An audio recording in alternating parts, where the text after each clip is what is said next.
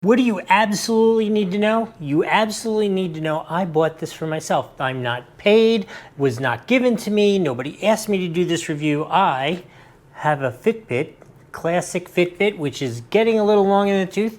Needed something new, and I saw this seemed to do almost all of the same functions. So I was like, all right, let me get it, let's try it and see how it goes. So I figured I'd share that with you because I share everything with you guys. So let's talk about it. So this is the new TOZO watch. So one key feature for me is it is IP68 waterproof, which means I'm here in Southern Florida, I could go swim, I walk outside and I am a sweaty mess when I get done, so I don't have to worry about it that way. That's all good and important to me. It's supposed to measure my steps, it's supposed to measure your sleep, it's supposed to measure your O2 levels in your blood, all those kind of things. It's supposed to be pre-programmed with 100 different sports so that it can keep track of your fitness level. All those normal things, Bluetooth compatible, so I should be able to listen to my music, all those kind of things. But what you really need to know is, does it work as well or better than this Fitbit?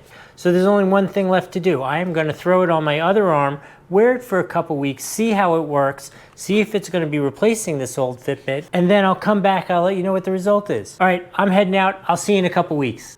All right, it's been about 2 weeks. Let's talk about this TOZO S3 smartwatch, which we're not going to just generically brush over things because they are promoting it as having a lot of top-end features. So let's talk about the TOZO S3 compared to my Fitbit Sense 2. That's the only way we're going to know if this feature-packed TOZO watch can match the ultimate in the class. Okay, at first glance, when you look at it, looks very similar to the Fitbit, right? I actually kind of initially liked it because it was a little bit larger. I liked the functionality of having the knob on the side. I thought that was cool.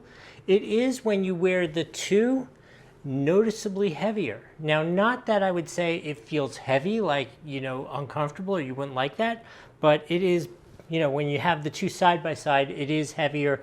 I don't think if you weren't wearing this, you would notice that this was heavier than the other one. The other thing that I will say, I really like the touch screen and all the different screens that are available. Really nice, really cool, lots of good customization there. It is absolutely jammed packed with all the features you would want, like it's monitoring your heart rate, the number of steps you take. It has a whole bunch of like 200 pre-programmed sports, which is really nice.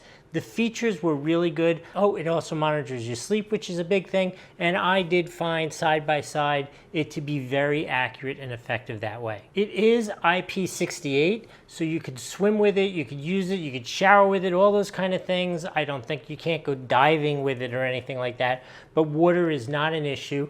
I will say, in terms of having messages come through and phone calls and using it a little bit for the music control and that kind of stuff on my cell phone, all of those functions did work very well also. 2 things which were just average when you compare the 2. Battery life on this was so-so. It was fine, totally workable. This thing just kind of runs forever and it's great. I did, in all fairness, have the sleep function for the screen at a little longer time than I do on my normal watch, just because I was using all the functions and looking at things and evaluating things.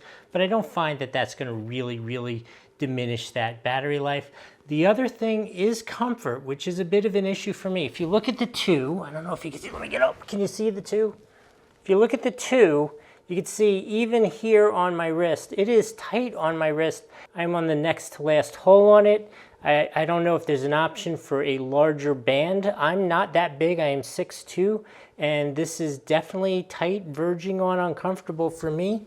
Having said all that, I can't mention that evaluation, which is like a S with 2 stripes through it, where this is much lower than this is. I mean, there is a ton of value here. I think the pure answer is that this Fitbit is still a much better watch, but the value here on this TOZO S3 is absolutely incredible. They are very similar form, function, that kind of stuff. The only thing I would definitely need a longer band if I was going to wear this on an ongoing regular basis.